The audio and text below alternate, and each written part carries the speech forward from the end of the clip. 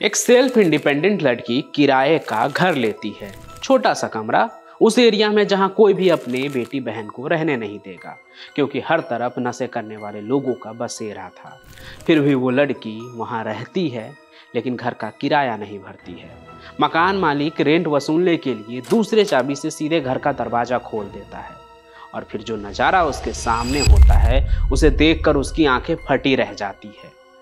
आखिर मकान मालिक ने अपने कमरे के अंदर क्या देखा, उस कहानी का चश्मदीद गवाह मैं पंचम प्रकाश आपको आगे बनाऊंगा, लेकिन उससे पहले आप मेरे चैनल को सब्सक्राइब कर लीजिए अभी।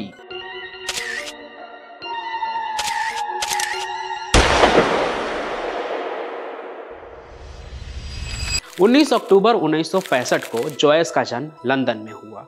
उसका बचपन बड़ी परेशानियों में गुजरा। फिर भी जैसे तैसे जॉयस ने पढ़ाई पूरी कर ली। उसने कॉलेज की पढ़ाई अकाउंटेंसी में की थी, तो उसे अच्छी सैलरी वाली नौकरी भी मिल गई। कुल मिलाकर कहे तो उसकी ज़िंदगी एकदम परफेक्ट लड़कियों वाली थी। लेकिन उसकी बचपन की कुछ पुराने यादें ऐसी थी जो उसे अक्सर परेशान करती थी, क्योंकि जिस पिता को उसे बचपन में प्यार देना था, उसने पूरे बचपन बेटी यानी जॉयस को डोमेस्टिक वायलेंस के साये में रखा। खैर, जॉयस अपनी ज़िंदगी के सभी दुश्वारियों को भूलकर अर्न्स्ट एंड यंग कंपनी में नौकरी शुरू कर दी। जॉब पाकर वो बहुत खुश थी, क्योंकि सैलरी भी उस समय के मुताबिक अच्छी थी। फिर भी कहते हैं ना जाने क्यों 2000 से 2001 के बीच में जॉयस ने इस कंपनी से इस्तीफा दे दिया। कंपनी ने कारण पूछा तो उसने बताया कि उसे अब नौकरी नहीं करनी, उसे अपने दोस्तों के साथ कहीं बाहर जाना है, वो बाहर जाना चाहती है। अब उसने जॉब क्यों छोड़ा ये तो पता नहीं, लेकिन बाद में कुछ दिनों तक किसी एनजीओ में जॉब करने के बाद वो एक छोटे से होटल में नौकरी करना शुरू कर दी। उसी होटल के पास एक छोटा सा रूम भी उसने किराए पर ले लिया। होता है ना 1 RK, यानी एक ही रूम जिसमें किचन भी हो, कुछ वैसा ही। लेकिन ये जगह कुछ ठीक नहीं था जॉयस जैसी परफेक्ट लड़की के लिए तो बिल्कुल भी नहीं, क्योंकि उस लोकेलिटी में रहने वाले लोग ज़्यादातर ड्रग एडिक्ट और आवारा किस्म के लोग थे। उसी अपार्टमेंट में जॉयस का कमरा सबसे कोने में था। अब यहाँ रूम तो सस्ता था ही, इसके अलावा जॉयस ने एक हाउसिंग स्कीम भी ले रखा था, मतलब जिसके तहत बिजली पानी घर का आधा किराया यानी 50% मकान मालिक को स्कीम के तहत मिल जाएगा और जॉयस को बाकी आधा किराया ही देना होगा। अब ये सब स्कीम की बात मैं क्यों बता रहा हूँ ये आपको आगे समझ आ जाएगा। लेकिन यहाँ सोचने वाली बात ये है कि आखिर जॉयस ऐसा क्या कर रही थी जो उसने झूठ बोलकर नौकरी छोड़ी, उसके बाद एक छोटे से होटल में नौकरी करने लगी और अब नशेड़ियों के बीच रह रही है। खैर, उसकी ज़िंदगी 2003 तक ऐसे ही चलती रही और फिर वो अचानक से गायब हो गई।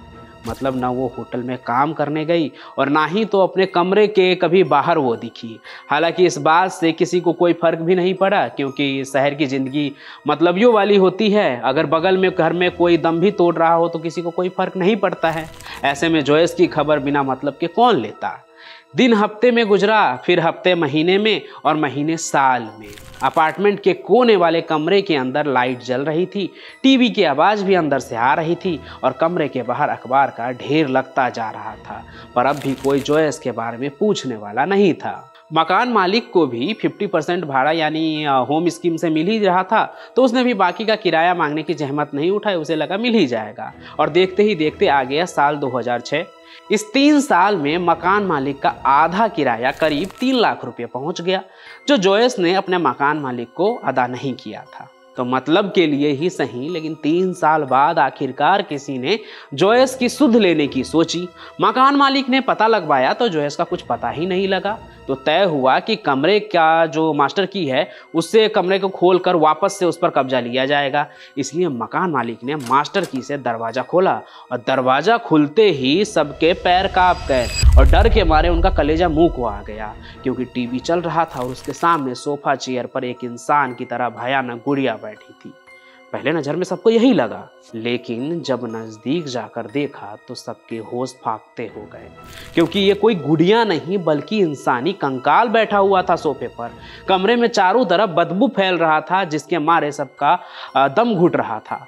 हाउसिंग स्टाफ ने मौके पर पुलिस को बुलाया और एक सबसे बड़ा सवाल सामने आया कि ये नरकंकाल किसकी है, जॉयस की, या फिर जॉयस ने किसी को मारकर यहाँ रख दिया और खुद ही गायब हो गई। अब इस बात को कंफर्म करवाने के लिए नरकंकाल का पोस्टमार्टम करवाया गया। फिर घर में मिले जॉयस के मेडिकल डॉक्यूमेंट के जरिए ये कंफर्म हो गया कि यह कंकाल जो है वो किसी और की नहीं बल्कि जॉयस की ही है और जॉयस की मौत 2003 में ही हो चुकी थी। यानी 3 साल तक जॉयस की लाश सोफे पर ही बैठी रही। लगातार 3 साल तक टीवी पर BBC 1 चैनल चलता रहा, लाइट जलती रही, लेकिन किसी पड़ोसी ने कोई सुध नहीं ली। ये खबर जैसे ही मीडिया में आई तो लोगों के बीच उथल पुथल मच गया कि कैसे किसी पड़ोसी को पता नहीं चला कि जॉयस को कुछ हो गया है। पड़ोसी तो पड़ोसी, घर वालों को भी पता नहीं चला कि जॉयस को क्या हुआ।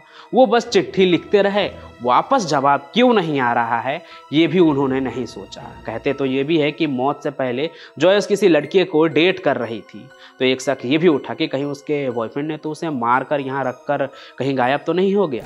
इस शक के बिना पर पुलिस ने जॉयस के बॉयफ्रेंड को ढूंढने की भरपूर कोशिश की, लेकिन वो कभी मिला ही नहीं और ना ही डॉक्टर को मौत की वजह पता लग पाई। तो सवाल ये है कि आखिर सोफे पर बैठे बैठे कोई कैसे मर सकता है? उसने पहले जॉब क्यों छोड़ा था और ऐसी जगह पर क्यों रहने आई? ये सवाल सिर्फ सवाल ही नहीं बल्कि एक अनसुलझी पहेली बन गई जिसे कोई भी सुलझा नहीं पाया। पर जॉयस की इस रहस्यमयी मौत से प्रेरित होकर हॉलीवुड वालों ने एक फिल्म जरूर बना दी जिसका नाम ड्रीम ऑफ लाइफ है। सपने देखते देखते लोग सो जाते हैं, लेकिन जॉयस यहाँ टीवी देखते देखते मौत के आगोश में चली गई। कैसे ये पता नहीं, लेकिन आपको क्या लगता है ये जरूर बताइएगा। जॉयस की मौत एक नेचुरल डेथ थी या फिर मामला कुछ और हो सकता है?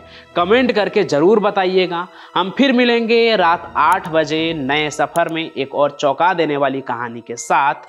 फिलहाल के लिए बस इतना ही। धन्यवाद।